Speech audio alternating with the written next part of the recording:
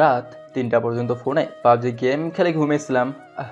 রাতে অনেক সুন্দর একটা স্বপ্নও দেখেছিলাম, কিন্তু এত স্বাদের একটা ঘুম সকাল 7টা বাজতেই আমার ঘুমের 12টা বেজে গিয়েছে। আমার হঠাৎ মনে হলো যে ছাদ ফুটো হয়ে আমার মাথায় পানি পড়তেছে। আমি তাড়াতাড়ি লাফ দিয়ে উঠে চিৎকার করতে থাকি, ও আম্মু গো, কই গো তুমি? দেখো বাইরে বৃষ্টি হচ্ছে আর আমাদের ছাদ ফুটো হয়ে গেছে। আব্বুকে কতদিন বলেছিলাম, এখনও ঠিক করেনি। চোখ বুঝেই কথাগুলো এক নিঃশ্বাসে বলে ফেললাম, কিন্তু হঠাৎ আমার মনে হলো কে যেন আমার মুখটা চেপে ধরেছে। আমি তাড়াতাড়ি আমার চোখ দুটো খুললাম, খুলতে আমার সামনে একটা সত্যি সত্যি ডাইনি দেখলাম। আর ডাইনিটা গ্লাসে হাতে করে গ্লাস নিয়ে দাঁড়িয়ে ছিল। তাই আমার আর বুঝতে কষ্ট হলো না যে এটা ওর কাজ। আমি কিছু না ভেবেই ডাইনির হাতে দিলাম একটা কামড়। কামড় দিতেই ডাইনিটা আমার মুখের সামনে থেকে ওর হাতটা সরিয়ে নিয়ে চিৎকার চিৎকার করতে যাবে, ঠিক তখনই আমি আমার বেডের পাশে রাখা ফ্রুটসের বাড়ি থেকে একটা আপেল নিয়ে ওর মুখের ভেতরে দিলাম, যাতে চিৎকার করতে না পারে। কে ডাইনি, এখন চিল্লাবি না? চিল্লা যত পারিস। হাসতে হাসতে আমি কথাগুলো বলতে লাগলাম। কুত্তা হারামি হারামজাদা, তোকে তো আজ আমি মেরে শেষ করে ফেলবো। তুই আমার হাতে কামড় দিয়েছিস, সকাল 7টা বাজে এখনো পড়ে পড়ে ঘুমাচ্ছিস।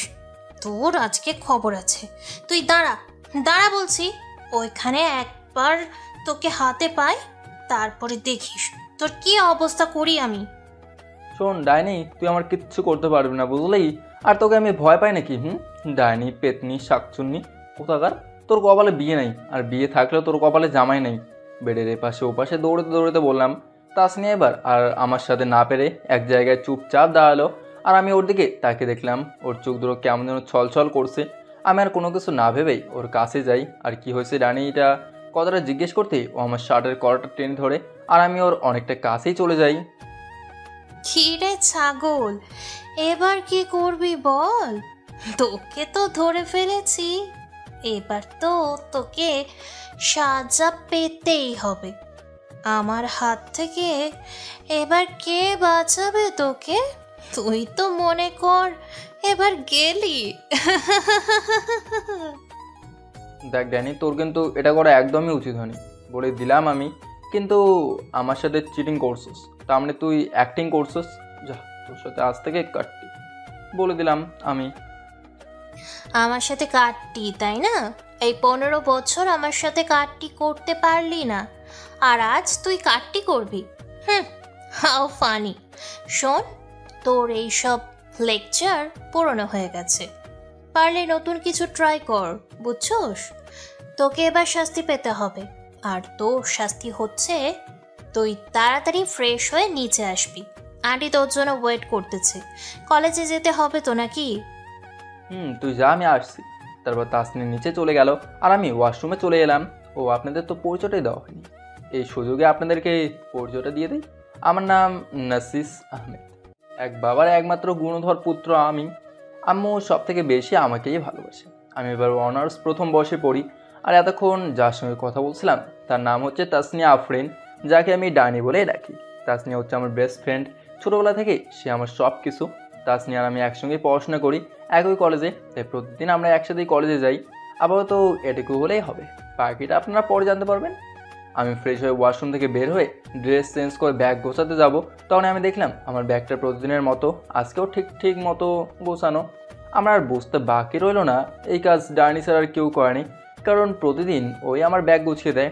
আমি ব্যাগটা নিয়ে নিচে চলে আসি তাড়াতাড়ি, আর নিচে এসেই দেখি আম্মু ওই ডাইনিটাকে নিজের হাতে খাইয়ে দিচ্ছে। এটা দেখে আমার মেজাজটাই গরম হয়ে গেল। মাঝে মাঝে আমার মনে হয় আম্মু মনে হয় আমাকে কুড়িয়ে পেয়েছে, তাই ওই ডাইনিটাকে ভালোবাসে বেশি। আম্মু, আমার তো মনে হয় আমি তোমার ছেলে না, তুমি কি আমাকে কুড়িয়ে নিয়ে এসেছো? সত্যি করে বলো তো, তুমি আমাকে কোথা থেকে নিয়ে এসেছো? আমার আসল বাবা মা কারা, সত্যি করে বলো তো। এই পাগল, চুপ কর তো। সকালবেলা কি বলছিস এগুলা?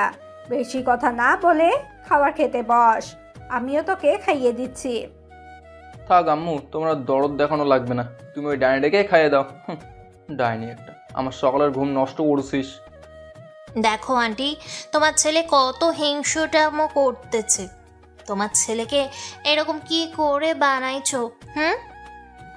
ধলা ইঁদুর, বাঁদর ছ্যামড়া, সাদা টিকটিকি, তোর কপালে জীবনে বউ জুটবে না। আমি আর কোনো কথা না বলে খাবার খেতে শুরু করলাম, কারণ আমি জানি আমি ওর সাথে পারবো না। তাই আমি আর কোনো কথা না বাড়িয়ে তাড়াতাড়ি খাবারটা শেষ করে কলেজে যাওয়ার জন্য আমি আর তাসনি একসাথে বের হলাম। রিক্সায় করে দুজনেই চলে আসলাম কলেজে ঢুকতেই আমাদের সামনে এসে হাজির হলো আমাদের ফ্রেন্ডরা, মানে আরও কিছু ডাইনি, শাকচুন্নি আর আমার ভালো বন্ধুরা।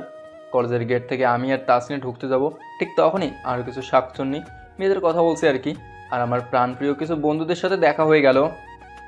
এই তো আমাদের কলেজের বেস্ট কাপলরা চলে এসেছে।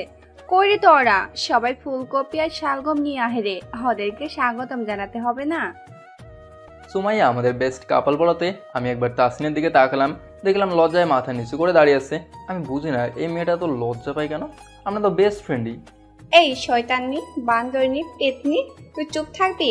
ওরা আসতে না আসতে তোর শুরু হয়ে গেল, তাই না? দেখ না আমাদের তাসনিয়ার লজ্জায় লাল হয়ে গেছে। ঠিক তখনই পিছন থেকে তুষার আর সজীব এসে আমার কাঁধে হাত রাখলো। আমি ওদেরকে দেখে অনেক খুশি হয়ে যাই, কারণ ওরাও আমার খুব ভালো বন্ধু। ওদের সারা লাইফ ইম্পসিবল। আরে তাসনিয়া, তুই তো দেখি লজ্জায় পুরো গোল আলু হয়ে গেছিস রে। এই বলে তুষার হো হো করে হেসে দিল, আর তার সাথে আমরাও সবাই হো হো করে হেসে দিলাম। তবে রে বাঁদর ছ্যামড়া, তোর হচ্ছে, তোকে শুধু একবার হাতে পাই, তারপর দেখিস তোর কি অবস্থা করি আমি। তোকে তো আমি মেরেই ফেলবো। না না, তোকে মারবো না, তোর কথা তোর পিচ্চির কাছে বলবো। আসলে এই পিচ্চি হচ্ছে তুষারের গার্লফ্রেন্ড। ওর গার্লফ্রেন্ড ভালোই বড়, তো বসে পিচ্চি বলে ডাকে। না রে দোস্ত, প্লিজ তুই এমনটা করিস না। আমি আর জীবনেও তোর কথা কিছু বলবো না। প্লিজ বোন, তুই কিছু বলবি না।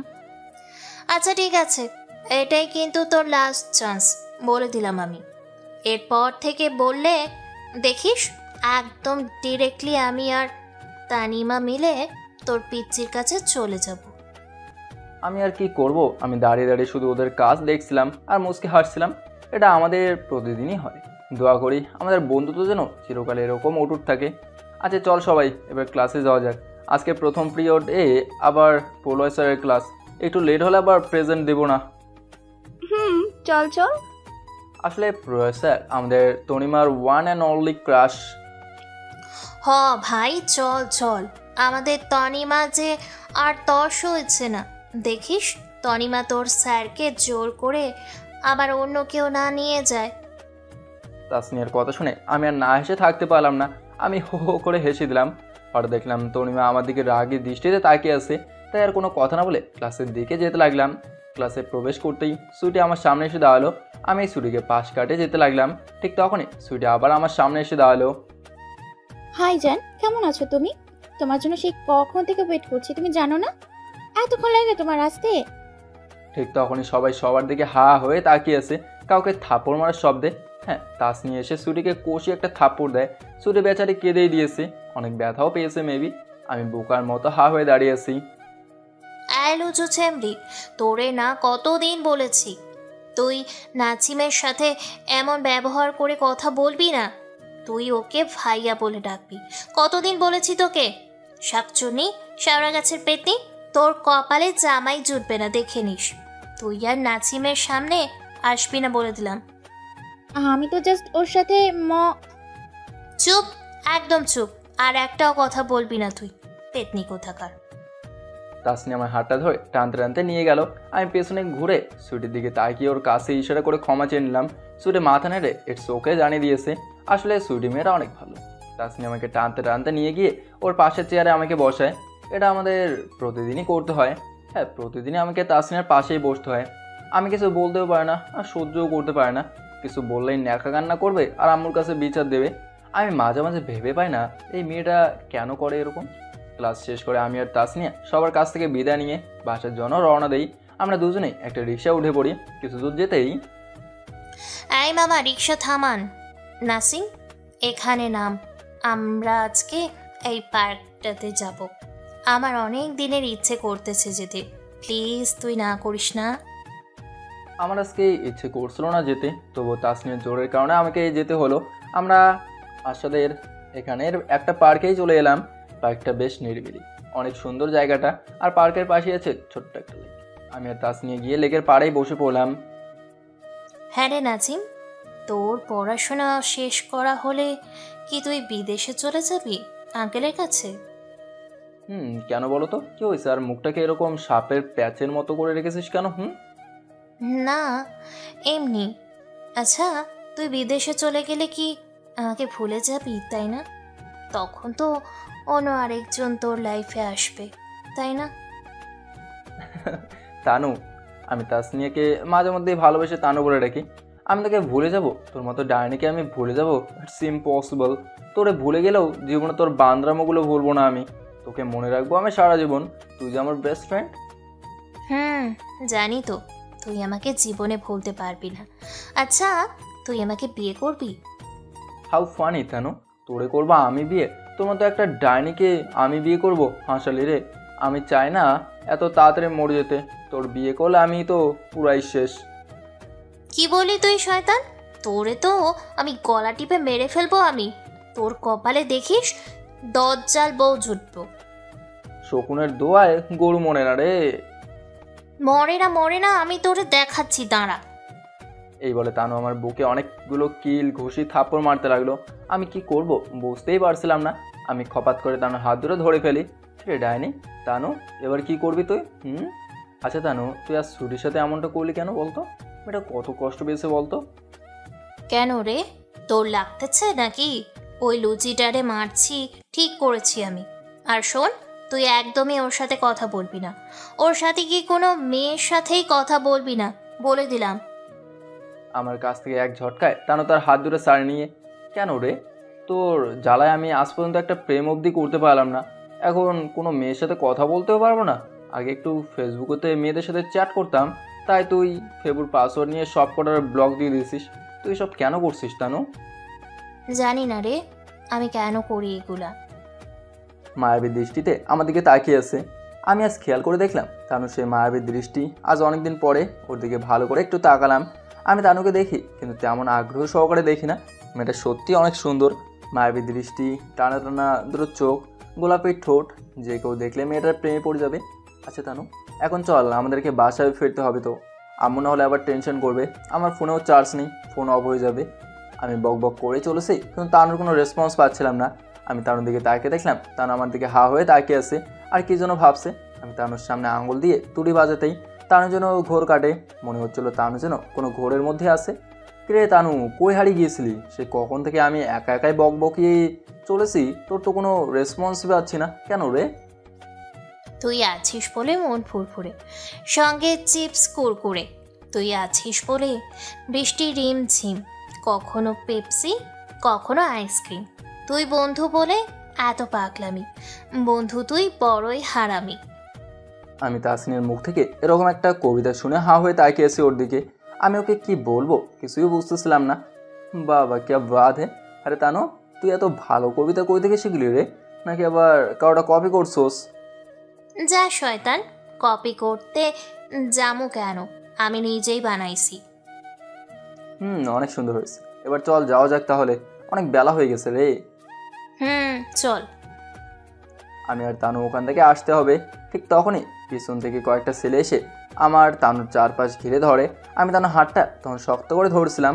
ঠিক তখনই পেছন থেকে একটা ছেলে এসে তানুর ওড়না ধরে টান দেয় আর বাজে ভাষায় কথা বলতে থাকে। এবার আমি আর নিজের র্যাককে কন্ট্রোল করতে না পেরে ওই ছেলেটার নাকে একটা পাঞ্চ দেই আর ছেলেটার নাক ফেটে গড় গড় করে রক্ত বের হতে থাকে। এটা দেখে আরও কয়েকটা ছেলে এসে আমাকে মারার জন্য আমি তানুকে আমার পিছনে নিয়ে আসি আর ওদের সাথে মারপিট করতে থাকি। ঠিক আমার মনে হলো আমি পুরো পৃথিবীটা নিয়ে ঘুরছি আর চোখে সব কিছু অন্ধকার দেখছি। আমি মাথার পিছনে হাত দিয়ে দেখি আমার হাতে রক্ত। হ্যাঁ, পিছন থেকে একটা ছেলে এসে আমার মাথায় বাড়ি দিয়ে আঘাত করে। আমি কি করব কিছুই ভাবতে পারছি না। আমি তানুর হাতটা তখন শক্ত করে ধরে রাখি। আমি একবার তানুর দিকে তাকাই, দেখছি মেয়েটা কাঁদছে। ঠিক তখন পিছন থেকে একটা ছেলে আমাকে লাথি মারে আর আমি ছিটকে নিচে পড়ে যাই। নাসিম! চিৎকার শুনে আশেপাশের থেকে অনেকজন লোক এসে জড়ো হয় আর ওই ছেলেগুলোকে দৌড়ে পালাতে লাগে। নাসিম, এই নাসিম, তুই কথা বলছিস না কেন? প্লিজ কথা বল। দেখ, তোর কিচ্ছু হবে না, আমি আছি তো। হেই, চোখ খোল না, দেখ আমি কিন্তু এবার আরো বেশি করে কেঁদে দিব, বলে দিলাম। তারপর তানু মানুষের কাছ থেকে হেল্প নিয়ে হাসপাতালে নিয়ে যায়। হাসপাতালে গিয়েই তানু অনেক কান্নাকাটি করতে থাকে। ডাক্তার, ডাক্তার, প্লিজ ডাক্তার, আপনি ওকে তাড়াতাড়ি সুস্থ করে দিন প্লিজ। ওর জন্য কিছু না হয়, ওর কিছু হলে আমি যে নিজেকে ঠিক রাখতে পারবো না। প্লিজ ডাক্তার, ওকে আপনি সুস্থ করে দিন। আপনি এখানে শান্ত হয়ে বসুন, আর আমি আমার সাধ্যমতো চেষ্টা করব। অনেক ব্লাড বের হয়ে গেছে তো ক্ষতস্থান থেকে, এখন আপনি উপরবেলার উপরে ভরসা রাখুন, আমি ওটির ব্যবস্থা করছি। তানু কাঁদতে কাঁদতে নিচে ধপ করে বসে পড়ে। তানু শুধু এটাই ভাবছে, আজকে আমার যা হয়েছে সব কিছু তার জন্য হয়েছে, আর সব কিছু দোষ তার। আর যদি সে আমাকে নিয়ে পার্কে যাওয়ার জন্য না জেদ করতো, তাহলে আমার এমন কিছুই হতো না। কিছুক্ষণের মধ্যেই তানুর আম্মু আর আমার আম্মু দৌড়তে দৌড়তে কান্না করতে করতে হাসপাতালের ভেতরে প্রবেশ করলো। তানু তাদেরকে দেখে গিয়ে দৌড়ে আমার আম্মুকে জোরে ধরে কাঁদতে শুরু করে। আন্টি প্লিজ, তুমি আমাকে মাফ করে দাও প্লিজ। আজ নাসিমের যা হয়েছে তার জন্য একমাত্র আমি দায়ী। তুমি আমাকে ক্ষমা করে দাও, আমি আর জীবনেও এমনটা করব না। তুই কাঁদিস না মা, তুই ওর জন্য একটু দোয়া কর মা। আর তুই নিজেকে দোষারোপ করছিস কেন? তুই কি জানতিস নাকি যে এমনটা কিছু হবে? তো এখন শুধু আল্লাহর উপরে ভরসা রাখ। দুজনই দুজনাকে জোরে ধরে কান্না করতে লাগলো। ঠিক তখনই ডাক্তার ওটি থেকে বেরিয়ে এলো। ডাক্তারকে দেখে তাসনিয়া আর আমার আম্মু আর তাসনিয়া আম্মু উঠে দাঁড়ালো। ডাক্তার, নাসিমের এখন কি অবস্থা? ও এখন সুস্থ তাই না? ও ভালো হয়ে যাবে তো? পেশেন্টের কন্ডিশন তেমন ভালো না, অনেকটা ব্লিডিং হয়ে গেছে, আর ওর এখন রক্তের প্রয়োজন। আপনার যত তাড়াতাড়ি সম্ভব ও রক্তের ব্যবস্থা করুন, অ্যাট এনি কাস্ট। ডাক্তার, আমার আর নাসিমের রক্তের গ্রুপ 1। আপনি আমার থেকে রক্ত নিয়ে নিন। আপনার যত রক্তর প্রয়োজন আমার কাছ থেকে রক্ত নিয়ে নিন, তবু আপনি ওকে সুস্থ করে তুলুন প্লিজ ডক্টর। যাক, তাহলে তো ভালোই হলো, আপনি তাড়াতাড়ি চলে আসুন। তারপর তানু 2 ব্যাগ রক্ত দেয় আমার জন্য। তানু কিছুটা অসুস্থ হয়ে পড়ছে, এখন তো সারাদিন অনেক কষ্ট করছে, এখন আবার রক্ত দিয়েছে তানু, এখন অনেকটাই দুর্বল হয়ে পড়ছে। তুই এবার কিছু একটা মুখে দিয়ে নে, দেখিস ওর কিচ্ছুই হবে না। আল্লাহর উপরে ভরসা রাখ, ওর কিচ্ছুই হবে না, ও তাড়াতাড়ি সুস্থ হয়ে যাবে। তুই এবার কিছু একটা খেয়ে নে। না আন্টি, আমি কিছু খাবো না। যতক্ষণ না পর্যন্ত নাসিমের জ্ঞান ফেরে ততক্ষণ পর্যন্ত আমি কিছু মুখে দিব না। দেখ, এরকম করিস না, হা কর বলছি, আমি তোকে খাইয়ে দিচ্ছি, তুই একদম টেনশন করিস না। অবশেষে তানু খেয়ে নিল, কিন্তু আমার আম্মুকে জোর করার জন্য তানু আর না খেয়ে থাকতে পারলো না। তানু এবং সবাই বসে আছে ওটির সামনে। রাত 11টার সময় ওটি থেকে ডাক্তার বেরিয়ে এলো। তানু ছুটে গিয়ে ডাক্তারের কাছে চলে আসে। ডাক্তার, নাসিম কেমন আছে এখন? প্লিজ বলুন, ও এখন ঠিক আছে তো? ওর কোনো কিছু হয়নি তো? আপনি এইরকম চুপ করে আছেন কেন? কিছু বলছেন না কেন? পাগলের মতো কথাগুলো বলতেছিল তনু। আপনি পেশেন্টকে সময় মতো হসপিটালে এনেছেন এবং রক্ত দিয়েছেন বলেই পেশেন্টকে বাঁচানো সম্ভব হয়েছে, নাহলে তাকে বাঁচানো যেত না। মাথায় ভারী কিছু আঘাত করার কারণে মাথার পেছনের সাইডে অনেকটা ক্ষতি হয়েছে। 24 ঘন্টার আগে জ্ঞান না ফেললে উনি কোমায় চলে যেতে পারেন। এখন শুধু উপরওয়ালার ভরসা, নিজেকে শক্ত করুন। তানু ডাক্তারের কথা শুনে ধপ করে নিচে বসে পড়লো। তানু যেন এক ঘোরের মধ্যেই চলে গেছে। তানু কি করবে কিছু বুঝতে পারছিল না। একসময় তানু মাটিতে শুয়ে পড়ে। তানু অসুস্থ আর দুর্বল থাকার কারণে সেন্সলেস হয়ে মাটিতে পড়ে যায়। তানুকে হসপিটালে অ্যাডমিট করা হয়, আর আমাকে এখন ক্যাবিনে শিফট করা হয়েছে, আর তানুকে আমার পাশের ক্যাবিনে রাখা হয়েছে। সকালে চোখ খুলতেই তানু নিজেকে আবিষ্কার করলো হাসপাতালের বিছানাতে। তানু আস্তে আস্তে করে উঠে বসলো। তানু দেখতে পেলো তার পাশে তার আম্মু বসা। আম্মু, নাসিম কোথায়? আমি নাসিমের কাছে যাব, প্লিজ তুমি আমাকে ওর কাছে নিয়ে চলো। মা, নাসিমের এখনো জ্ঞান ফিরেনি, আর তুইও কাল রাতে সেন্সলেস হয়ে গিয়েছিলে, তোর শরীরটাও ভালো না, তুই একটু রেস্ট করে দেখবি, আল্লাহ সব ঠিক করে দিবে। আম্মু, যা হয়েছে সব আমার জন্য, প্লিজ তুমি আমাকে নাসিমের কাছে নিয়ে চলো। তারপরে তানু আর তার আম্মু আমার কেবিনে চলে গেল। প্রথমে তানুর আম্মু যাওয়ার জন্য রাজি হয়নি, কিন্তু তানুর জোর করার জন্য সে আর না নিয়ে গিয়ে থাকতে পারো না। তানুকে দেখতে আমার আম্মু সে তানুকে জোরে ধরে কেঁদে দেয়। তুই ঠিক আছিস তো মা? তোর কেমন লাগছে এখন? তুই এখনো ঠিক মতন হাঁটতে পারিস না, তুই কেন আসতে গেলি এখানে? আমি আছি তো এখানে। তুমি টেনশন করো না আন্টি, আমি একদম ঠিক আছি, কিছু হয়নি আমার। আন্টি, তোমরা দুজনে একটু বাহিরে যাও, আমি নাসিমের কাছে একা একটু থাকতে চাই। কেউ আর তানুকে না করলো না। তানুকে আমার পাশে বসে দিয়ে তারা দুজনে বাইরে চলে গেল। তানু আমার পাশে বসে আমার দিকে তাকিয়ে রইলো। আমার মুখটা পুরো শুকিয়ে গেছে আর পুরো মাথায় ব্যান্ডেজ করা। তাদেরকে তানু বলল, হ্যাঁ কুত্তা হারামি, তুই উঠিস না কেন এখনো? দেখ আর কত ঘুমাবি বল, এবার তো বল, না হলে কিন্তু আমি তোর মুখে পানি ঢেলে দিব, বলে দিলাম। তোর ডাইনির সাথে কথা বলবি না তুই। দেখ এত অভিমান করিস না, প্লিজ ওঠ না তুই। আর কতক্ষণ তুই আমার সাথে কথা না বলে থাকবি? প্রমিস করছি আর কখনো তোর সাথে ঝগড়া করবো না, আর কখনো তোকে মারবো না। এবার তো কথা বল একটু। তানু আমার হাত ধরে নিজের কাছে টেনে নিয়ে তার কপালের সাথে ঠেকিয়ে মাথা নিচু করে অনেক কাঁদতে লাগলো। কিছুক্ষণ পরে তানু খেয়াল করলো আমার হাতের 2-1টা আঙুল নড়ছে আর কাঁপছে। তাদেরকে তানু ডাক্তারকে ডাক দিল। সিস্টার, ডক্টর, আপনারা কোথায় আছেন? প্লিজ এদিকে আসেন। কোথায় আছেন আপনারা? এদিকে আসুন, নাসিমের মনে হচ্ছে জ্ঞান ফিরে এসেছে। কাঁদতে কাঁদতে, এটা তানুর কাছে কোনো কষ্টের কান্না নয়, এটা তানুর কাছে আজ সুখের কান্না। তানুর চিৎকারের আওয়াজ শুনে পাশের রুম থেকে আমার আম্মু আর তানুর আম্মু দৌড়ে আসে। আর তানুর আম্মু গিয়ে তাদের ডক্টরকে ডেকে নিয়ে আসে। ডক্টর এসে বললে, নামে যখন বিপদমুক্ত। আমি আস্তে আস্তে চোখ খুলতে লাগলাম। আমার মাথার পেছনে অনেকটাই ব্যথা করতেছে, মাথায় কেমন যেন ঝিম ধরে আছে। আমার শুধু এটুকু মনে আছে তার সাথে কয়েকটা ছেলে খারাপ ব্যবহার করছিল। এরপরে আমার সাথে কি হয়েছিল আমার কিছুই মনে নেই। আমি চোখ খোলা মাত্রই আমার চোখ দুটো তানুকে খুঁজছিল। আমি এটাও ভাবতেছিলাম তানু ঠিক আছে তো। আমি একটু পেছনে দেখতেই পেলাম এটা কাছে। তানু, তানু তুই কাঁদছিস কেন? তুই ঠিক আছিস তো? ওরা তোর কোনো ক্ষতি করেনি তো? নাসিম, তুই এত হাইপার হোস না। আমি ঠিক আছি রে, ওরা আমার কোনো ক্ষতি করতে পারেনি। তুই কেমন আছিস এখন? এখন একটু ভালো লাগতেছে, তবে মাথার পেছনে প্রচুর পরিমাণে ব্যথা করতেছে, মাথার পুরো ঝিম ধরে আসছে। আস্তে দোস্ত, তুই টেনশন করিস না, তুই এখন একদম সুস্থ আছিস। এরকম একটু ব্যথা করবেই এখন, তুই চোখ বুজে একটু রেস্ট নে। আমার আর কথা বলতে ইচ্ছে করতেছিল না। আমার মাথার পেছনের দিকটা অনেক ভারী লাগতেছিল। আমি চোখ বুজে শুয়েছিলাম। কখন যে ঘুমের দেশে তলিয়ে গেছি তা আমি নিজেও বলতে পারি না। বিকালের দিকে আমার ঘুমটা ভাঙে। ঘুম ভাঙতে আমি খেয়াল করলাম ডাইনিটা আমার দিকে তাকিয়ে আছে। আমি ওর দিকে তাকিয়ে দেখলাম ওর চোখের নিচে কেমন যেন দাগ রয়েছে আর মুখটাও কেমন যেন ফ্যাকাশে হয়ে গেছে। ডাইনি, তুই এখনও এখানে কি করছিস? বাসায় যাসনি কেন? তোর চেহারা অবস্থা দেখেছিস কি করছিস এগুলো? আরে তোর তো আর কেউ বিয়েই করবে না, খেয়েছিস? নে, আমাকে নিয়ে তোর অত ভাবতে হবে না, বুঝছোস? আমি একদম ঠিক আছি। আর দেখি তুই সাবধানে একটু উঠে বস তো, তোর ওষুধ খাওয়ানোর সময় হয়ে গেছে। আর তুই তো কিছুই খাসনি।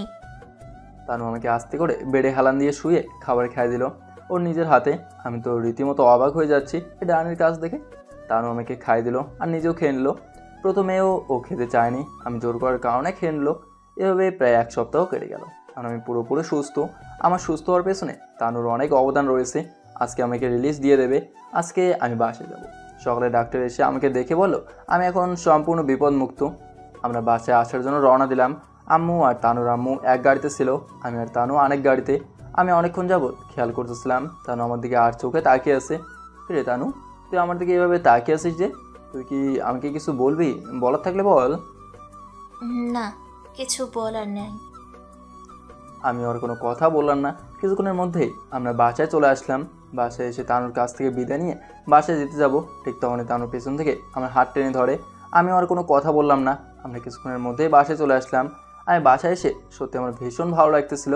আমি তানুর কাছ থেকে বিদায় নিয়ে বাসার ভেতরে ঢুকতে যাব। আসলে আমাদের সামনের ফ্ল্যাট ওদের। ঠিক তখনই তানু পেছন থেকে আসায় আমার হাতটা টেনে ধরে। আমি পিছন ফিরে তাকালাম। কে, কিছু বলবি নাকি? সে কখন থেকে দেখছি তুই শুধু আমার দিকে আর চোখে তাকাচ্ছিলি আর কি যেন ভাবছিলি। কে ডাইনি, তোর কি কিছু হয়েছে নাকি? না রে, কিছু হয়নি। তুই যা, বাসায় গিয়ে রেস্ট কর। আমি বিকেলে আসবনি তোকে দেখতে। আমি আর কিছু বললাম না। আমি বাসায় চলে আসলাম। আমি এই মেয়েটার কোনো তাল বুঝি না বাপু। কখন যে কী ভাবে আর কি করে ওর কাণ্ড কারখানা আমি কিছুই বুঝি না। বাসায় এসে আমি ফ্রেশ হয়ে টেবিলে বসে আমার জন্য অপেক্ষা করতেছিলাম আর তানুর কথা ভাবতেছিলাম। কি হলো মেয়েটার আজ যে এত চুপচাপ ছিল? অন্যদিন হলে তো কানের মাথা খেয়ে নিত। আমার ভাবনার অবসান ঘটিয়ে আম্মুর ডাকে। কি রে, কি ভাবছিস এত? কাউকে কি মনে ধরেছে নাকি আমার ছেলেটার? আম্মু কি যে বলো না তুমি, কাউকে ধরলে তো সবার আগে তো তুমিই জানবা, তাই না? আসলে আমি আমার আম্মুর সাথে সব কথাই শেয়ার করি। আমি আর আম্মু পুরো ফ্রেন্ডলি। হয়েছে হয়েছে, নে এবার লক্ষ্মী ছেলের মতন হা করতো। আম্মু আমাকে খাই দিল, আমি আম্মুকে খাই দিয়েছি। খাবার শেষ করে আমি আমার রুমে গিয়ে ফেসবুকে লগ ইন করলাম। লগ ইন করা মাত্রই টুং টুং করা শুরু। আপনারা কি ভাবছেন আমাকে অনেকগুলো মেয়ে মেসেজ দিয়েছে? আরে না রে ভাই, সেই কপালকে আমার আছে। আমার ফ্রেন্ড লিস্টে কত মেয়ে ছিল তাহলে সবাইকে ব্লক করে দিয়েছে। এগুলো সব নোটিফিকেশনের শব্দ। আমি একটু গল্প লেখালেখি করি তো তাই। যাক, অবশেষে এক বুক ভরা কষ্ট নিয়ে ডাটাটা অফ করলাম। এখন আর টুং টুং শব্দ আসে না। আমি বিছানায় গায়ে এলিয়ে দিতে ঘুমের দেশে তলিয়ে যাই। আমি এখন ঘুমের দেশের পরিদের সাথে ইটিস পিটিস করতেছি। সন্ধ্যা থেকে আমার ঘুম ভাঙে।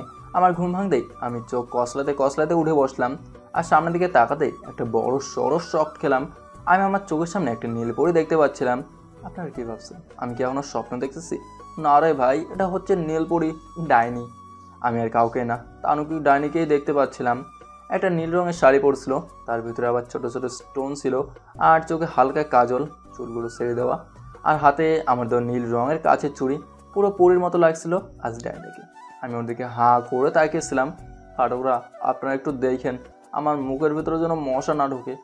আমি যেন এক ঘোরের মধ্যেই ছিলাম। আমার ঘোর কাটে কারোর চুরির শব্দ শুনে আমি দেখলাম তানুর দুই হাতের চুড়ি আমার সামনে নাড়াচ্ছে আর শব্দ করছে। কিরে ডাইনি, তুই আজকে এত সেজেছিস কেন? তোকে আর ছেলেপক্ষ দেখতে আসছে নাকি? তোর বিয়ে ঠিক হয়ে গেছে আর তুই আমাকে বললি না কাজটা কি ঠিক করছিস বল? তাসনি আমার মাথায় আস্তে করে একটা থাপ্পড় দিল। আউচ! ও সরি রে, আসলে তোরে মারার অভ্যাসটা যায়নি রে। এত কয়েকদিন মারতে পারিনি তো, তাই হাতের মধ্যে চুল করছে মারার জন্য। তুই আগে বল এত সেজেছিস কেন? তোর কি সত্যি সত্যি বিয়ে হয়ে যাচ্ছে? আরে বুদ্ধু, আজকে যে সালমার জন্মদিন, তোর কি মনে আছে? নাকি মাথার ব্যথায় পাইছো এই জন্য সব ভুলে গেছোস? ও আজকে ওর জন্মদিন আর আমি এটাই ভুলে গেছি। তাড়াতাড়ি চল দোস্ত, আমাদের লেট হয়ে গেল অনেক। ওকে তো উইশও করা হয়নি। আরে গরু, তুই কি এভাবে যাবি নাকি? ওখানে একটা রুলস করছে, ছেলেরা সবাই পাঞ্জাবি আর মেয়েরা সবাই শাড়ি পরে যাবে। তুই তোর নীল পাঞ্জাবিটা পরবি। আচ্ছা দোস্ত, তুই 1 মিনিট দাঁড়া, আমি 10 মিনিটের মধ্যেই আসতেছি। আমি তারপর দৌড় দিয়ে ওয়াশরুমে গিয়ে চেঞ্জ করলাম আর এসে তানুর সামনে দাঁড়ালাম। জানি আমাকে কেমন লাগতেছে রে? পুরাই ফইন্নির মতো। আমি আর কোনো কথা বললাম না। আমি আর তানু বাসা থেকে বেরিয়ে পড়লাম। আম্মুকে বলে গেলাম বাসায় ফিরতে একটু লেট হতে পারে। যাক, ভালোই হলো, আজ অনেক দিন পরে সবার সাথে দেখা হবে। আমরা দুজনে আমাদের গাড়িটা করে যাচ্ছি। আমি আজকে ড্রাইভ করব। আমি তানুকে পেছনে বসতে বলছিলাম, কিন্তু তানু তো নাসর বান্দা, সে আমার সাথে সামনেই বসবে। তাই আমিও আর কিছু বললাম না। আসলে আমার লজ্জাটা একটু বেশি। মেয়েদের সাথে ঝগড়া না করাটাই বেটার। ওদের সাথে আমরা কোনোদিনে পারবো না। কোনো এক কবি বলিয়েছিলেন জিলিপির প্যাঁচ নাকি মেয়েদের মন দেখে বানানো হয়েছিল। যাই হোক, আমি গাড়ি স্টার্ট দিলাম। গাড়ি চলছে তার আপন মনে।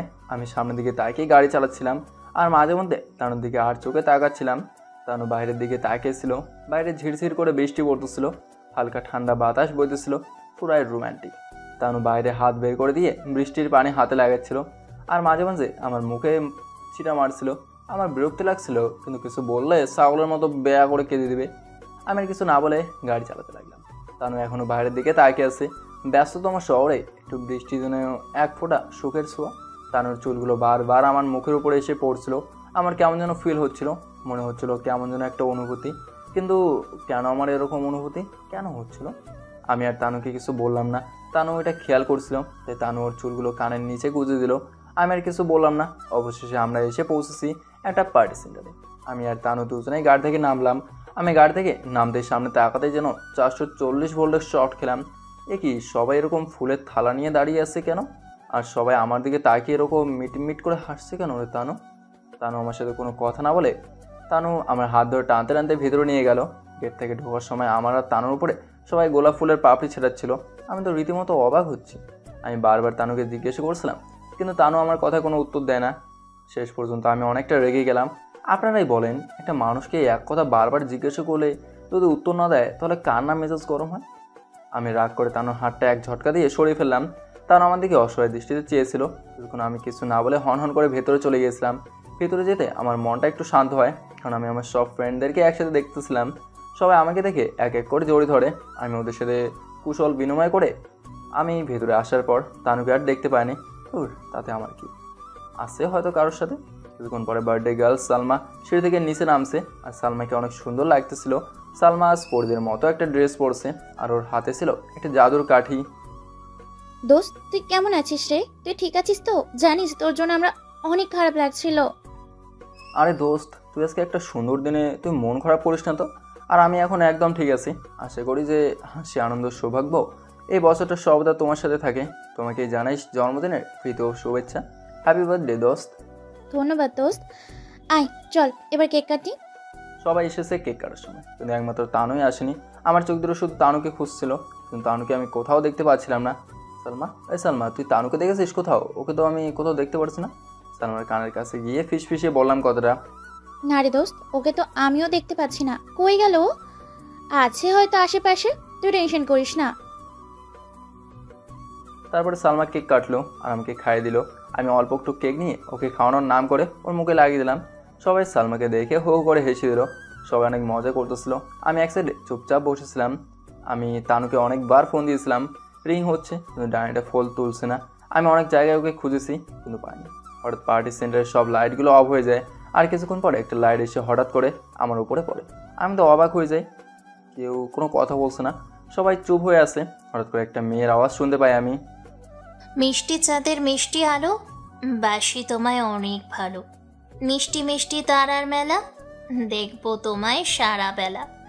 নিশি রাতে শান্ত ভুবনে, চাইবো তোমায় সারা জীবনে। হঠাৎ একটা মেয়ে একগুচ্ছ গোলাপ হাতে নিয়ে আমার সামনে এসে হাঁটু গেড়ে বসে পড়লো, আর সামনে ফুলের তোড়াটা ধরলো। হঠাৎ মেয়েটার উপরে আলো এসে পড়লো। মেয়েটা আর কেউ না, মেয়েটা হচ্ছে Tanu. I love you Nasim. সত্যি আমি তোমাকে অনেক ভালোবেসে ফেলেছি। কখন বেসেছি আর কিভাবে বেসেছি তা আমি নিজেও হয়তো জানি না। প্লিজ তুমি আমাকে ফিরিয়ে দিও না, না হলে আমি মরে যাব। আমি তানুর কথা শুনে রীতিমতো অবাক হয়ে যাচ্ছি। কি বলছে এই মেয়েটা? ওর মাথা ঠিক আছে তো? তানু, তুই কি পাগল হয়ে গেছিস? কি বলতেছিস এগুলো? দেখ তানু, আমি তোকে শুধুমাত্র আমার বেস্ট ফ্রেন্ড ভেবেছি, আর কিছু না। আই এম সরি, আমাকে মাফ করে দিস। এই বলে আমি চলে আসতে লাগলাম। ঠিক তখনই পেছন থেকে আমার মনে হলো কেউ একজন আমার হাতটা টেনে ধরছে। আমি পিছনে ঘুরতে দেখলাম তানুর শাড়ির সাথে আমার ঘড়িটা আটকে গেছে। আমি সিরিয়ে নিলাম।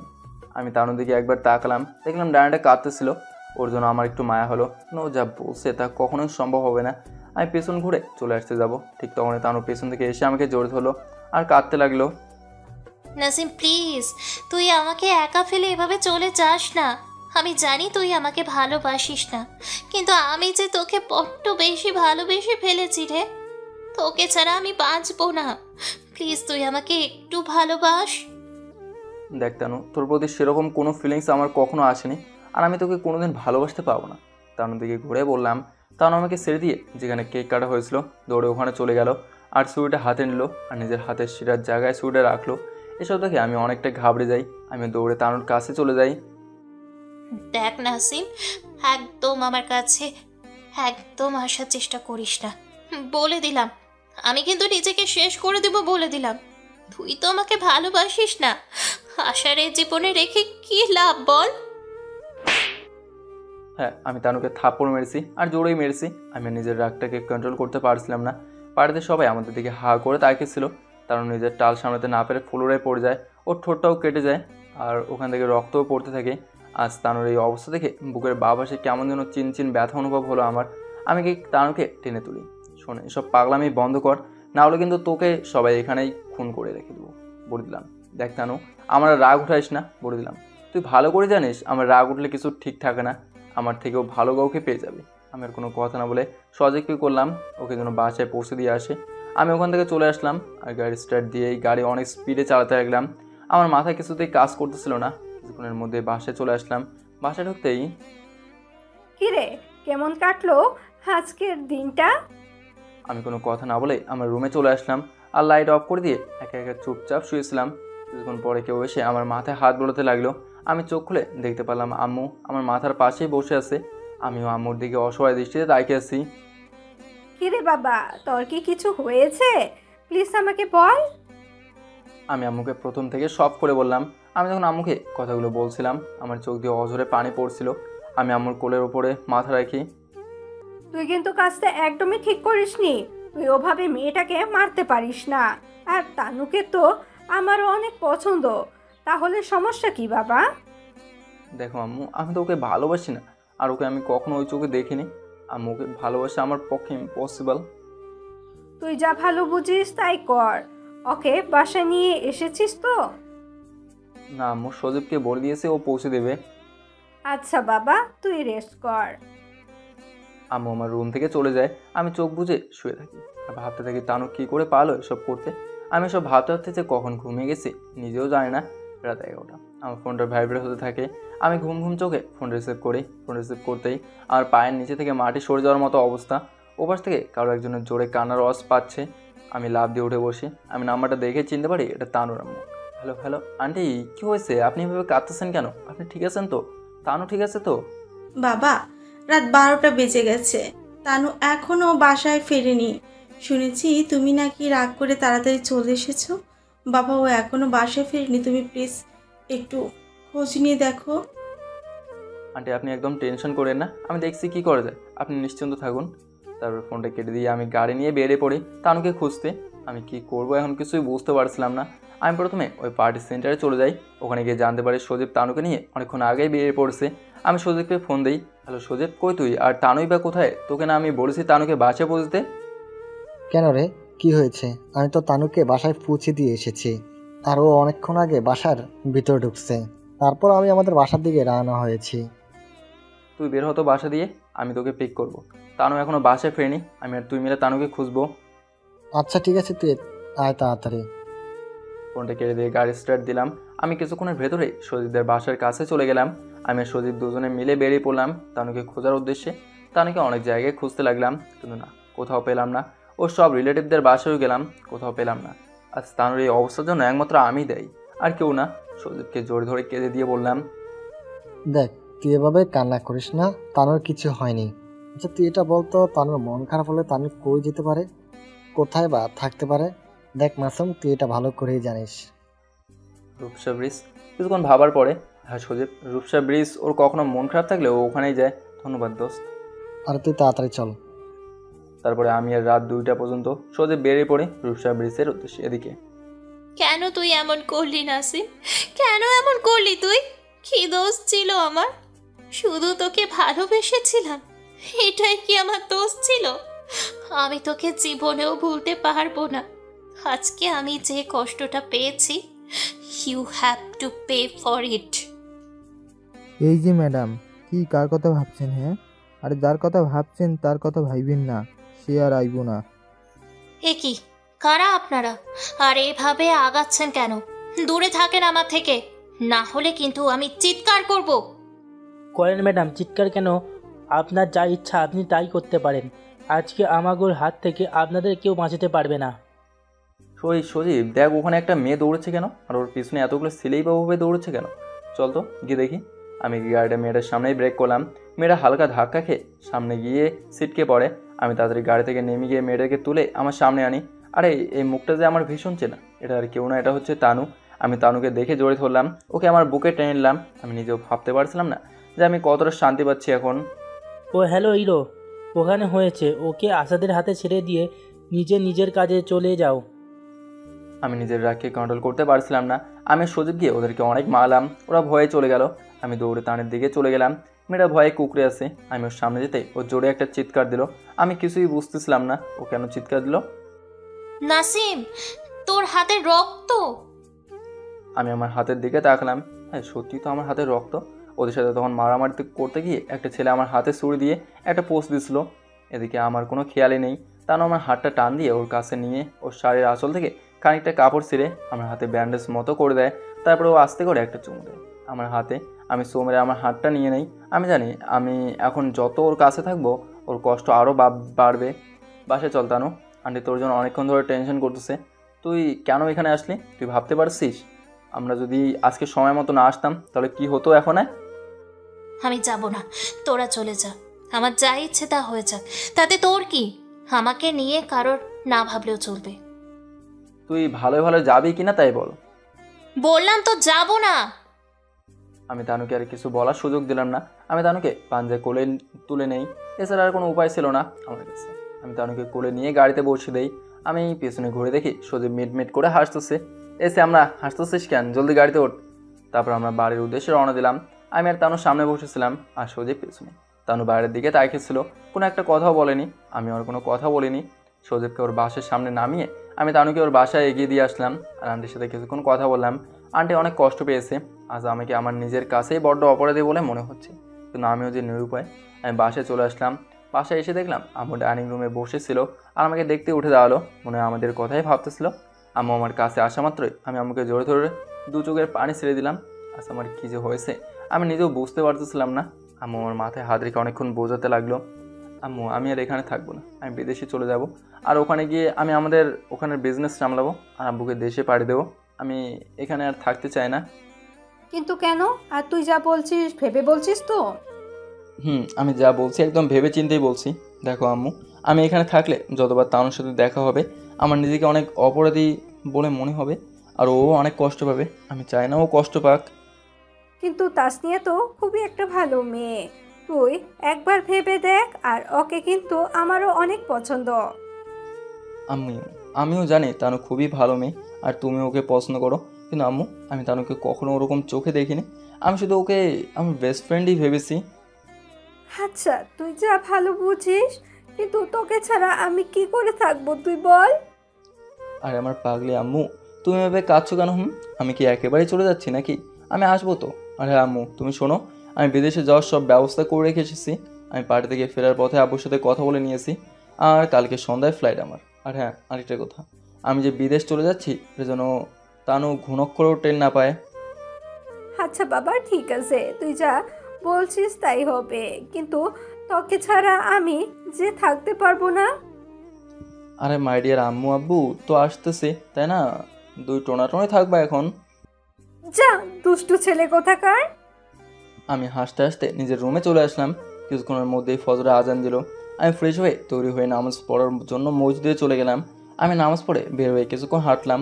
খুব তেমন একটা সকালের পরিবেশটা দেখা হয় না। বেশ খানিকক্ষণ হাঁটার পরে বাসায় চলে আসলাম। বাসার ভিতরে ঢুকতে আমার চোখটা সরাসরি তানুর রুমের ব্যালকনির দিকে চলে গেল। তানু দাঁড়িয়েছিল ব্যালকনিতে, আমার সাথে চোখে চোখ পড়তে আমি চোখ নিচে না মিললাম। অসহায়ের মতো তাকিয়েছিল তানুকে দেখে। বুকের বাঁ পাশে কেমন যেন চিনচিনে ব্যথা অনুভব হলো। আমি ওর দিকে আর না তাকিয়ে বাসার ভেতরে চলে আসলাম। ভাবতেও কষ্ট হচ্ছে আজ কিছু প্রিয় মানুষদেরকে ছেড়ে অন্য কোথাও চলে যাব। আমি রুমে এসে শুয়ে এসব ভাবতে ভাবতে কখন যে ঘুমের দেশে চলে গেলাম নিজেও বলতে পারলাম না। আমার ঘুমটা ভাঙে একটা অনেক পরিচিত কণ্ঠস্বরে, যেই কণ্ঠস্বর আমি প্রায়ই শুনে থাকি। আমি ঘুম চোখ খুলে দেখলাম এটা আর কেউ না, তানু আমার পাশে বসে আমাকে ডাকছে। আমি তাড়াতাড়ি করে উঠে বসে পড়লাম। কি করে তুই এখানে, আর এখানে কেন এসেছিস, কিছু বলবি নাকি? কেন রে, আমি কি তোর রুমে আসার অধিকারটুকু হারিয়ে ফেলেছি নাকি? দেখ নাসিম, আমাকে তুই ক্ষমা করে দিস। You have to pay for it mister. It's okay Tanu, তুই বস, আমি ফ্রেশ হয়ে আসছি। আমি তানুর সাথে আর বেশি কথা বললাম না, কারণ আমি জানি আমি যতই ওর সাথে কথা বলবো আমারও কষ্ট হবে আর ওরও কষ্ট হবে, আর আমি চাই না ওর কোনো কষ্ট হোক। আমি ফ্রেশ হয়ে বেরিয়ে দেখি তানু টেবিলে খাবার নিয়ে বসে আছে। কিরে, তুই নাকি এখনো কিছু খাসনি? কেন? এমনি ক্ষুধা লাগছিল না তাই। আচ্ছা ঠিক আছে, তাহলে আয় আমি খাইয়ে দিই। না ঠিক আছে, আমি একাই খেতে পারবো। বলছি না, এদিকে আয়। দাঁড়িয়ে কোমরে দুই হাত দিয়ে অ্যাংরি মুড নিয়ে পড়ে লেডি কুন্ডি স্টাইলে আমি তানুকে দেখা মাত্র একটা মুচকে হাসি দিলাম। আমি তানুকে অনেক কিছুই বললাম না খাবার খাওয়ার জন্য। ওর কাছে গিয়ে বসলাম। हाय रे, तेरा हंसी तो मेरे दिल को छू लिया। তানু আবারও একটু ধমকে সুরে বলল। তানু ওর কোনো কথা না বলে আমাকে খাই দিতে লাগলো। আমি শুধু আর চোখে তানুকে দেখছিলাম আর ভাবছিলাম এই বুঝি ওর হাতে আমার শেষ খাওয়া। তানু আমাকে খাই দিয়ে বাসায় চলে গেল। দুপুর হয়ে গেছে, আমার যাওয়ার প্রায় সময় হয়ে গেছে। আমি বিকেলেই রওনা দেবো এয়ারপোর্টের উদ্দেশ্যে, বিকাল 4টা। আমি বেরিয়ে পড়ছি এয়ারপোর্টের উদ্দেশ্যে। আসার সময় তানুর সাথে দেখা হয়েছিল, কিন্তু মিথ্যা একটা বাহানা বলে চলে এসেছি। আমি একাই এসেছি, আম্মুকেও আনিনি। জানি আম্মু আসলে অনেক কান্না করবে, আর আম্মু কান্না করলে আমি যেতে পারবো না। এসব ভাবতে ভাবতে এয়ারপোর্টে চলে আসলাম। অবশেষে আমার বিদেশের মাটিতে পা পড়লো। এখন নেই আর কোনো পিছুটান। নিজেকে পুরো স্বাধীন করে দিতে চেয়েছিলাম, তাই হলো। এখন আর আমাকে কেউ জ্বালাতে পারবে না। আমি এয়ারপোর্ট থেকে বেরিয়ে আসতেই আমার চোখ দুটো শুধু আব্বুকেই খুঁজছিল। হঠাৎ করে কেউ একজন আমাকে এসে জড়িয়ে ধরলো। হ্যাঁ, সেটা আর কেউ না, সেটা হচ্ছে আমার আব্বু। Hey man, what's up? Oh my dear dad, I am fine. How about you? ভালো। তো এতদিনে আমার ছেলেটার বুদ্ধি হয়েছে বুঝি। যাক, এখন থেকে আমি সম্পূর্ণ নিশ্চিন্ত হলাম। এখন তোমাকে আর কোনো টেনশন করতে হবে না।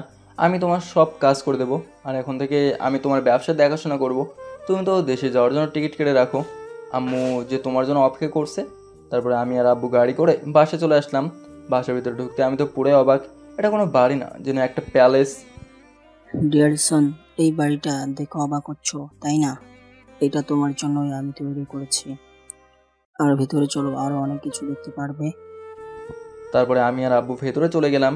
ভেতরে যেতেই আমি তো পুরো অবাক। ডাইনিং রুমের প্রতিটা দেওয়ালে আমার ছোটোবেলার ছবি, যেখানে আমি দুষ্টুমি করতেছিলাম আব্বু আর আম্মুর সাথে। হঠাৎ করে আমার চোখ পড়লো দেওয়ালের একটা কোণাতে, যেখানে ছিল তানু আর তানুর আম্মু। আর পাশে একটা লোক দাঁড়ানো ছিল। আচ্ছা আব্বু, তানুর পাশে এই লোকটাকে? ওটা তাসনিয়ার বাবা। কি তানুর বাবা? কিন্তু ওনাকে তো কখনো দেখিনি। আমি তো জানি তানুর বাবাও তোমার সাথে ব্যবসার জন্য বিদেশে থাকে। ও মারা গেছে আরো 2 বছর আগে। কিন্তু আমাকে কেউ তো কখনো বলোনি। এই কথাটা শুধুমাত্র আমি আর তাসনিয়ার আম্মু জানে, আর কেউ জানে না। আব্বুর কথা শুনে আমার অনেক খারাপ লাগলো, কারণ তানু জানে যে তার বাবা এখনও বেঁচে আছে। তার জন্য আমার বুকের ভেতরে কেমন যেন খা অনুভব হলো। আমি আব্বুর সাথে কিছুক্ষণ কথা বলে নিজের রুমে চলে গেলাম। আমি আমার রুমে যেতেই একটা ছবি দেখলাম, যেখানে আমি তানুর হাতে কামড় দিয়ে ধরেছিলাম। আর তানু অনেক কান্না করতেছিল। আমার ঠোঁটের কোনো অজান্তে এক চিমটে হাসি ফুটে উঠলো।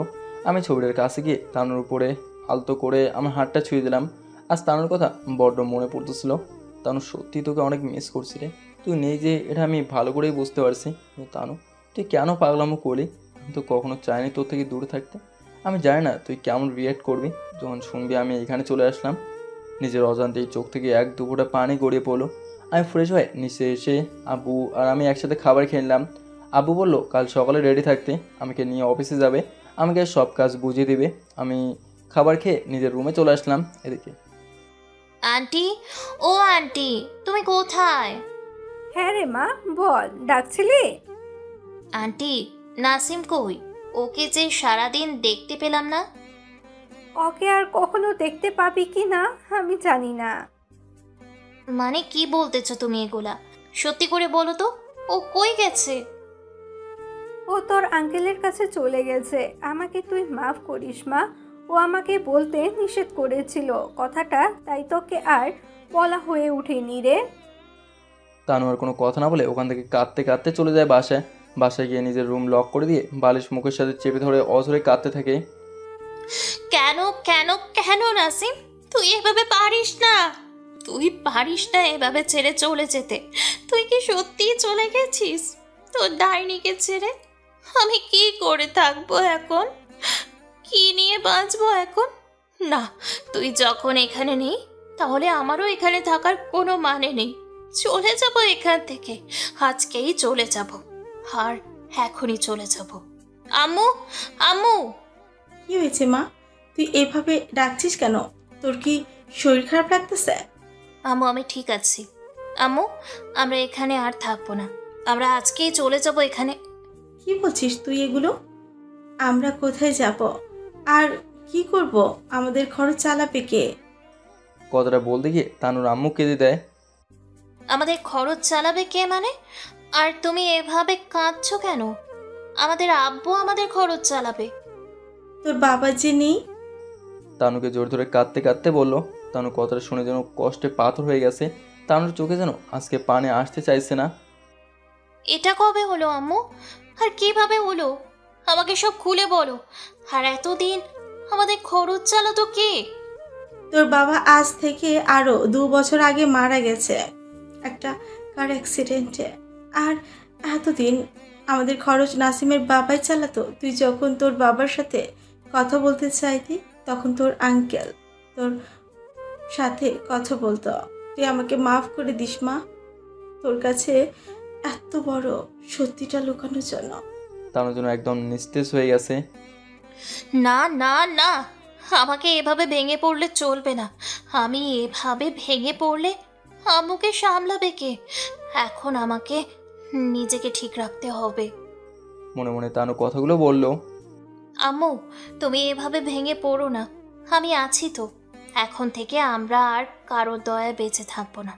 আমরা আজকে এখান থেকে চলে যাব, আর আমি ঠিক কোনো না কোনো একটা চাকরি ম্যানেজ করে নিব। আমাদের দুজনের কোনো কষ্ট হবে না, দেখো। কিন্তু মা, তোর আঙ্কেল তো কোনোদিন আমার উপরে দয়া দেখায়নি, আর উনি তোকে নিজের মেয়ের মতো করে ভালোবেসেছে, আর তুই এভাবে বলছিস কেন? আমি কোনো কথা শুনতে চাই না আম্মু। আমরা আজকে এখান থেকে চলে যাব, আর আমি ঠিক একটা চাকরি ম্যানেজ করে নিব। আচ্ছা মা, তুই যা ভালো বুঝিস। এদিকে তানু আর তানুর আম্মু বেরিয়ে পড়ছে তাদের এক অজানা গন্তব্যে। তারা জানে না তারা কোথায় যাবে, কি করবে। আমার আম্মু তাদেরকে অনেক আটকানোর চেষ্টা করছে, কিন্তু তানুর জন্য সেটা সম্ভব হয়নি। তানু তার আম্মুর হাতটা শক্ত করে ধরে রাস্তার পাশ দিয়ে হাঁটতেছে। আম্মু, তুমি কোনো টেনশন করো না। আজ থেকে আমরা আর কারো দয়া বাঁচবো না। আমি নিজে তোমাকে দেখে রাখবো। কোনো দিন তোমার গায়ে একটা আঁচড় অবধি লাগতে দিব না। কিন্তু তাসনিয়া, তোর আঙ্কেল তো অনেক ভালো মানুষ, আর তোর আন্টিও, আর তুই এইভাবে বলছিস কেন? হঠাৎ একটা লোক এসে তানুর আম্মুর সামনে জোরে গাড়ি ব্রেক করে তানুর আম্মুর সামনে গাড়িটা রাখলো। তানু আর তানুর আম্মু অনেকটা ভয় পেয়ে যায়। গাড়ি থেকে একটা লোক বেরিয়ে আসলো আর তানুর আম্মু হাতটা ধরলো। আরে বোন তুই? তানুর আম্মু ওনাকে দেখে নিজেকে সামনে রাখতে পারেনি, উনিও কেঁদে দিয়েছিলেন। আর তানু তো বোকার মতো সব কিছু দাঁড়িয়ে দাঁড়িয়ে দেখছিল। সব কিছু যেন তানুর মাথার উপর দিয়ে যাচ্ছিল। হ্যাঁ, এটা হচ্ছে তানুর একমাত্র মামা, মিস্টার মাহবুব আলম। এই শহরের নাম্বার 1 বিজনেসম্যান। এই শহরে অনেক বড় বড় ফ্যাক্টরি আছে তার। তিনি ঢাকা শহরের প্রথম স্থানের বিজনেসম্যান। আম্মু, তুমি কাঁদতেছ কেন? আর উনি বা কে? তোমাকে ধরে এভাবে কাঁদতেছে কেন? তোমার নাম কি? তাসনিয়া? বাহ, আমার মেয়ে তো দেখি মাশাআল্লাহ অনেক বড় হয়ে গেছে, আর অনেক সুন্দরও হয়ে গেছে। সেই কত ছোট থাকতেই দেখেছি তোকে। কিন্তু আপনি কে? আপনাকে তো চিনতে পারলাম না। উনিও তোর মামা। আমার মামা? কিন্তু আম্মু, তুমি তো আমাকে কখনো বলোনি যে আমার একটা মামা আছে। আরে মা, আমি তোর মামা। তোকে যখন দেখেছিলাম তুই তখন অনেক ছোট ছিলি। আচ্ছা বোন, ওর বাবা কোথায়, কি করে এখনো? আব্বু আর নেই। হ্যাঁ মামা, আব্বু আর নেই। আব্বু আরো 2 বছর আগে মারা গেছে। আব্বু আমাদেরকে ছেড়ে অনেক দূরে চলে গেছে। কি বলিস তুই? কি করে হলো, আর কবেই বা হলো এসব? ভাই, আরও 2 বছর আগে ওর আব্বু বিদেশে থাকতেই ওইখানে একটা গাড়ির অ্যাক্সিডেন্ট মারা যায়। থাক বোন, আর কাঁদিস না। আর এই যে মামনি, তোমার আর কাঁদতে হবে না, আমি আছি তো। তোমাদের কোনো টেনশন নেই। আচ্ছা, তোরা চল, আমার সাথে চল। আর হ্যাঁ, আজ থেকে তোরা আমার সাথেই থাকবি, কেমন? কিন্তু ভাই, বাবা যদি... বাবা আর নেই রে বোন, তুই আমাকে ক্ষমা করে দিস বোন। ওই দিন আমি তোকে বাবার কারণে আটকাতে পারিনি। আমি তোদেরকে কত খুঁজেছি জানিস, কত জায়গায় খুঁজেছি, কিন্তু পাইনি। আজ উপরওয়ালার ইচ্ছায় তোদেরকে পেয়েছি। তারপর তানু আর তানুর আম্মু তার মামার সাথে তার মামার বাড়িতে চলে গেল। এদিকে আজ আমার অফিসের প্রথম দিন। আমি সকালে তাড়াতাড়ি উঠে ফ্রেশ হয়ে রেডি হয়ে নিলাম। আব্বু আমার রুমের দরজা ঠোকা দেওয়ার আগেই আমি রুমের দরজাটা খুলে ফেললাম। Hey my dear son, are you ready for going to the office? Yeah, that's sure. Why not? So let's go. তারপর আমি আর আব্বু দুজনে নাস্তা করে নিলাম আর বেরিয়ে পড়লাম অফিসের জন্য। আমরা ঘন্টাখানিকের মধ্যে অফিসে পৌঁছে গেলাম। আমি গাড়ি থেকে নামতেই পুরো অবাক। অফিসের সব স্টাফরা ফুলের তোড়া হাতে নিয়ে দাঁড়িয়ে আছে আমাকে শুভেচ্ছা জানানোর জন্য। এদের মধ্যে অনেকেই বাংলাদেশিও আছে। হঠাৎ একটা মেয়ে এসে আমার সামনে একটা ফুলের তোড়া ধরলো। Welcome to our office sir. Thanks. আজ থেকেও তোর বিয়ে খুব ভালো মেয়েও। ওর নাম জোনাকি। ওর নামটাও যেমন মিষ্টি তেমনই মিষ্টি একটা মেয়ে। ও তোকে সব কাজ বুঝিয়ে দিবে। তারপর সবাই এক এক করে আমাকে শুভেচ্ছা জানালো। আমিও সবার শুভেচ্ছা গ্রহণ করে অফিসের ভেতরে ঢুকে গেলাম। আর আব্বু আমাকে আমার কেবিনটা দেখে দিয়ে আর কিছু কাজ বুঝিয়ে দিয়ে বাসে চলে গেলেন। May I come in sir? Come. Sir, বিকেলে আমাদের আজকে একটা প্রজেক্টের মিটিং আছে। আশা করি আপনাকে স্যার সব বুঝিয়ে দিয়ে গেছে। আপনি গিয়ে প্রজেক্টের সব কিছু রেডি করে রাখুন, আমরা বিকেলে যাব প্রজেক্টের ডিল করার জন্য। আপনি গিয়ে প্রেজেন্টেশন রেডি করুন, এই ডিলটা আমাদের চাই at any cost. G sir, আপনি কোনো চিন্তা করবেন না, এই প্রজেক্টটা আমরাই পাবো। তারপর জোনাকে চলে যায় আর আমিও কাজে মন দিতে লাগি। আমি কাজে যতই মন দেওয়ার চেষ্টা করছি, আমার ততই ডানির কথাটা মনে পড়তেছে। আচ্ছা, ডানি ঠিক আছে তো? ডানি কান্না করছে না তো? এদিকে তানু আর তানুর আম্মু তানুর মামার সাথে তার বাড়িতে চলে আসে। বাড়িটা অনেক বড় আর বাড়িটা দেখতে অনেক সুন্দর। আর সব থেকে বড় কথা হচ্ছে বাড়ির পাশে রয়েছে ছোট্ট একটা দিঘি। তানুর বাড়িটা অনেক পছন্দ হয়েছে। বাড়িতে ঢুকতেই একজন ভদ্র মহিলা তানুর আম্মুকে সে জোরে ধরে কেঁদে দেয়। হ্যাঁ, এটা আর কেউ না, এটা হচ্ছে তানুর মামি। কেমন আছো তুমি? জানো তোমাকে আমি কত মিস করেছি। তোমাকে আমরা দুজনে অনেক খুঁজেছি কিন্তু কোথাও পাইনি। আরে এটা কি? নিশ্চয়ই আমার তাসনিয়া মা। কত ছোট দেখেছিলাম। কেমন আছিস মা? এই তো মামি ভালো, তুমি কেমন আছো? ভালো রে মা। আর এখন তোরা এসে গেছিস, এখন আরও ভালো থাকবো। তোরা ভেতরে আয়। তানুর মামি আর তানুর আম্মু অনেক কথা বলতে লাগলো আর রান্নাঘরে দাঁড়িয়ে দাঁড়িয়ে রান্না করতেছিল। মামা, তোমার সাথে আমার একটা কথা আছে। হ্যাঁ রে মা, কি বলবি বল। আমি চাকরি করতে চাই মামা, আমার একটা চাকরি লাগবে, আর যত তাড়াতাড়ি সম্ভব আমার একটা চাকরি লাগবে। কি বলিস তুই? তুই চাকরি করবি? এটা হতে পারে না। তুই কেন চাকরি করবি? আমি আছি তো। না মামা, প্লিজ তুমি আমাকে বেঁধে রেখো না। তুমি আমাকে চাকরি জোগাড় দিবা কিনা বলো। থাক, তোমার দিতে হবে না, আমি নিজেই জোগাড় করে নিতে পারবো। আরে আমার মামনিটা দেখি রাগ করে গাল ফুলিয়ে বসে আছে। আচ্ছা মা, ঠিক আছে, কাল থেকে তুই আমার অফিসে চাকরি করবি, কেমন? তোকে আমি আমার উচ্চ পদে শিফট করব। এবার তো আর রাগ করে থাকিস না। এই তো আমার লক্ষ্মী কুচুপু। কুচুপু? হ্যাঁ রে মা, এই কুচুপু মানে কি রে? ও তুমি বুঝবা না। হায় রে মেয়ে আমার। আচ্ছা মামা, আমার ভাই বোনেরা কোথায়? তাদেরকে তো দেখতে পাচ্ছি না। মা রে, আল্লাহ আমাদের সব সুখ দিয়েছে, শুধু সন্তানের সুখটাই দেয়নি। মন খারাপ করো না গো, আমি আছি তো।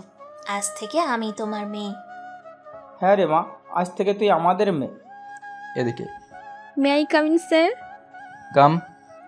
স্যার, আমাদের প্রজেক্টের সব কাজ রেডি, আমরা এখন বেরোতে পারি। গুড, সত্যি আপনি অনেক অ্যাক্টিভ, আই লাইক ইট। চলেন যাওয়া যাক তাহলে। তারপর আমি আর জোনাকি দুইজনে বেরিয়ে পড়লাম আমাদের মিটিংয়ের জন্য। আমরা এক বড় 5 স্টার হোটেলের সামনে এসে দাঁড়ালাম। আমি আর জোনাকি হোটেলের ভেতরে চলে গেলাম। আগে থেকেই সব কিছু অ্যারেঞ্জ করা ছিল। আমরা পৌঁছানোর আগেই তারা আমাদের আগেই এসে পড়েছিল, যাদের সাথে আজ আমাদের মিটিংটা ছিল। আমরা তাদের কাছে চলে গেলাম। Hey, good evening to all, myself Nasim Ahmed and she is my PA Miss Jonaki. So now we can start our meeting. তারপরে আমি আর রাহ গ্রুপ অফ ইন্ডাস্ট্রিজের মালিকের সাথে কিছুক্ষণ কুশল বিনিময় করলাম। তারপরে জোনাকি তার প্রেজেন্টেশন শুরু করলো। আমি সত্যি মুগ্ধ হয়ে গেছিলাম ওর প্রেজেন্টেশন। মেয়েটা সত্যি অনেক সুন্দর। করতলের মাধ্যমে প্রেজেন্টেশন শেষ হলো। ওরা সত্যি অনেক খুশি হয়েছিল আর ওরা খুশি হয়ে ডিলটা আমাদের সাথেই করে। তারপর আমি আর জোনাকি ওদের সাথে কিছুক্ষণ কথা বলেই বেরিয়ে পড়লাম। রাতে বাসায় এসে আব্বুকে সব কিছু বলি। আব্বু অনেক খুশি হয়েছিল। আমি রাতের খাবার খেয়ে নিজের রুমে আসি আর এসে ল্যাপটপে কিছু করতে যাব। ল্যাপটপ ওপেন করতেই ডাইনারের ছবি আমার ল্যাপটপের স্ক্রিনে ভেসে ওঠে। মুহূর্তে আমার দু চোখ ঝাপসা হয়ে যায়। কিন্তু কেন ঝাপসা হয়ে গেল? আমি তো ওকে ভালোবাসি না, তাহলে কেন এমনটা হচ্ছে আমার সাথে? আমি তাড়াতাড়ি ল্যাপটপটা অফ করে দিই, ব্যালকনিতে গিয়ে দাঁড়াই। বাইরে হালকা বৃষ্টি পড়তেছে। আমার তানুর কথা অনেকবার মনে পড়তেছিল। অশান্তি তানুকে একটা কল দেই ওপাশ থেকে। এই কে রে তুই? এই রাতের বেলায় ফোন দিয়ে ডিস্টার্ব করছিস কেন? তোর ঘরে কি মা বোন নেই নাকি? আমি কোনো কথা না বলে ফোনটা কেটে দিলাম। আমার অনেক হাসি পাচ্ছে ডাইনাটার কথা শুনে। ডাইনাটা এখন আগের মতোই রয়ে গেছে। ঘুমালে কোনো হুঁশ থাকে না। আমি রুমে এসে বিছানায় গায়ে এলে দিতে ঘুমের অতল দেশে হারিয়ে যাই। এদিকে তখন সকালে তাড়াতাড়ি উঠে সবার জন্য চা করলো আর প্রথমে গিয়ে তার মামা আর মামিকে গিয়ে চা দিতে গেল। মামা আসবো? আরে মা, তুই আসবি, এতে আবার তোর পারমিশনের প্রয়োজন আছে নাকি? আয় মা, ভেতরে আয়। তারপর তানু ভিতরে গিয়ে তার মামা আর মামিকে চা দিল। তানু গিয়ে তার মামার পাশে বসে একটা দীর্ঘশ্বাস ছাড়লো। কিরে মা, কিছু বলবি তুই? মামা, আমি আজ থেকে অফিসে যেতে চাই, প্লিজ তুমি না করবা না। কিন্তু মা। না মামা, কোনো কিন্তু না, প্লিজ মামা তুমি না করবা না। আচ্ছা মা, ঠিক আছে, তুই যা গিয়ে রেডি হয়ে নে, আমি আজই তোকে আমার অফিসে নিয়ে যাব। ওকে মামা, আই লাভ ইউ।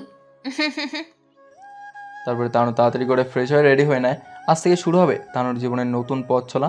আজ তানুর আমার কথা অনেক মনে পড়ছিল, কিন্তু তানুর যে কিছুই করার নেই।